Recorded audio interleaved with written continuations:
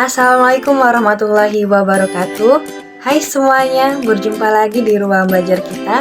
Kali ini kita akan belajar tentang menganalisis struktur dan kaidah kebahasaan teks eksposisi. Anak-anak, kalian pasti sering kan mengeluarkan suatu pendapat tentang suatu hal, baik hal kecil maupun hal lainnya. Contohnya, kalian berpendapat bahwa uang saku kalian harus dinaikkan.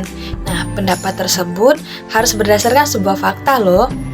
Contoh faktanya, harga jajanan di kantin naik 2 kali lipat, sehingga kalian berpendapat bahwa uang saku kalian harus dinaikkan.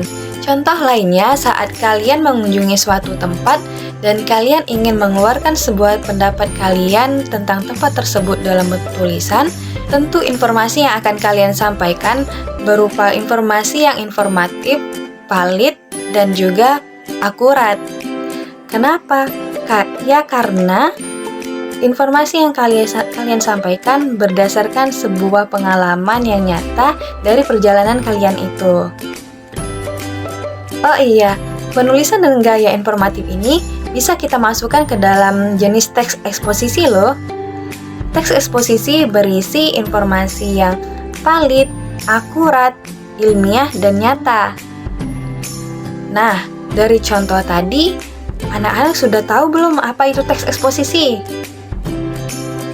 Jadi, teks eksposisi adalah suatu penjelasan dalam bentuk tulisan maupun lisan yang bertujuan memaparkan dan menjelaskan suatu pokok pikiran agar pembaca dapat memperluas pandangan dan pengetahuannya dengan penjelasan tersebut. Jadi, jika dilihat dari definisinya, teks eksposisi adalah teks yang berisi informasi dan pengetahuan. Informasi ini diperoleh berdasarkan sebuah fakta atau kejadian yang benar-benar terjadi serta terdapat argumen dari penulis. Setelah mengetahui tentang teks eksposisi ini, bagaimana ya cara menuangkan pendapat atau argumentasi kita dalam bentuk tulisan? Supaya memudahkan proses penulisan, perlu banget nih menulis berdasarkan struktur teks supaya tertata dan enak dibaca nantinya. Struktur yang akan kita gunakan tentu struktur teks eksposisi, yaitu tab-up. Wah, apa ya tab-up? Tab-up adalah singkatan T untuk tesis, A untuk argumentasi, dan P-up untuk penegasan ulang pendapat. Yang pertama yaitu tesis. Tesis merupakan pernyataan pendapat atau sudut pandang umum penulis. Bagian ini bisa disebut juga sebagai bagian awal atau pembuka berisi topik yang akan diangkat penulis. Peran tesis cukup penting karena tesis merupakan bagian yang berupa pengenalan isu atau opini penulis.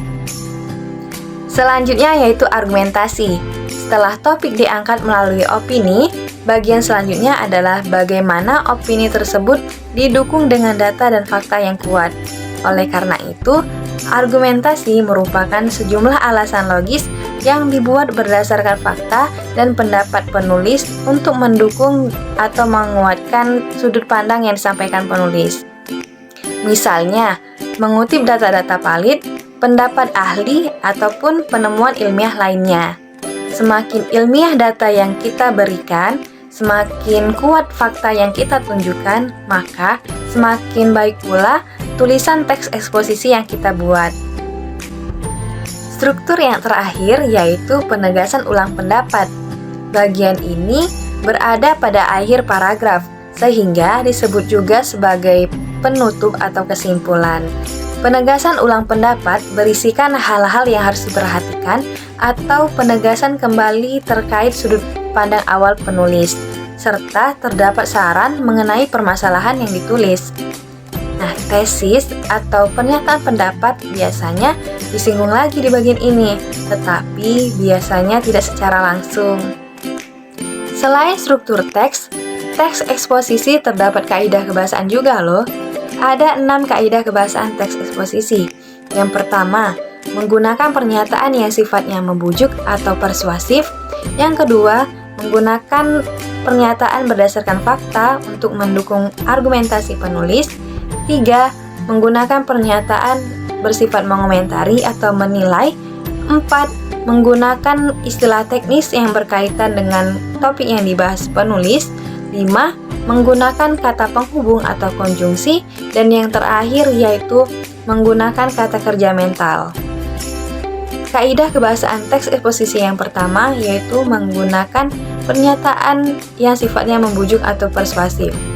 Kata persuasif adalah kata yang menunjukkan ajakan, karena pada teks eksposisi di bagian strukturnya yang terakhir, yaitu penegasan ulang pendapat, akan banyak ditemukan kata-kata persuasif. Misalnya, kata hendaklah, marilah, diharapkan, harus, diperlukan, dan sebagainya. Nah, itulah contoh kata-kata persuasif, yaitu kata yang bersifat membujuk atau ajakan. Selanjutnya yaitu menggunakan pernyataan berdasarkan fakta untuk mendukung argumentasi penulis atau kata perujukan. Nah, teks eksposisi bertujuan untuk menyatakan pendapat kita yang disertai dengan argumentasi yang menguatkan dalam bentuk fakta atau data.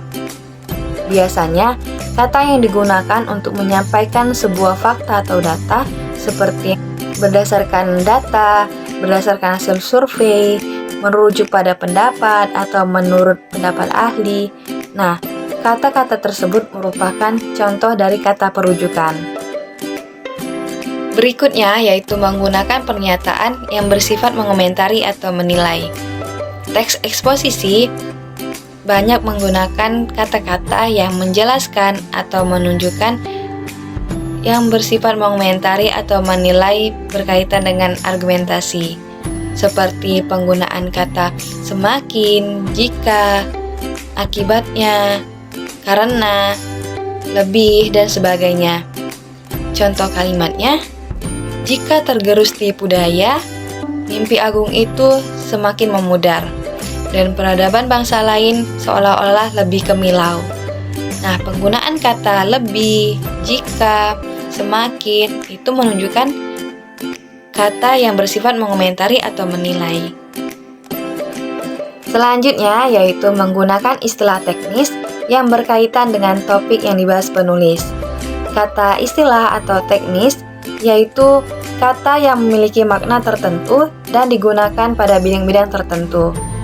Contohnya, teks eksposisi yang kita buat atau yang kita baca membahas tentang kesehatan. Nah, jadi kata teknis atau kata istilah yang sering muncul yaitu kata obat, virus, infus, atau tabung oksigen dan sebagainya.